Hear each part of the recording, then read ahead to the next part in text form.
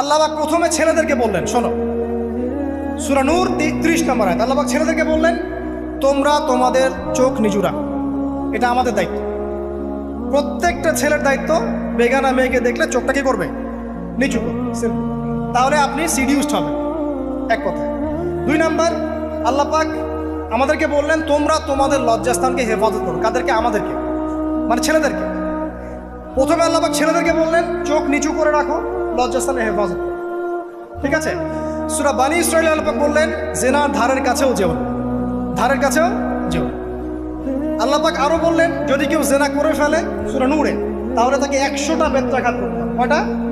100টা, এবং 1 বছরের জন্য তাকে বহিষ্কার করতে হবে। আল্লাহ পাক শাস্তিও দিলেন, শুধু তাত্ত্বিক বিধান দেন নাই, শাস্তিও দিয়েছেন। কারণ শুধু তাত্ত্বিক বিধান দিয়ে হবে? আমি যদি ওয়াজ করে বেড়াই, ভাই মদ খায় না, মদ খায় না, কোনো শাস্তি না অ্যাপ্লাই করি, তাহলে কি মদ ছাড়বে মানুষ? আমরা যদি বলি হত্যা করা মহাপাপ,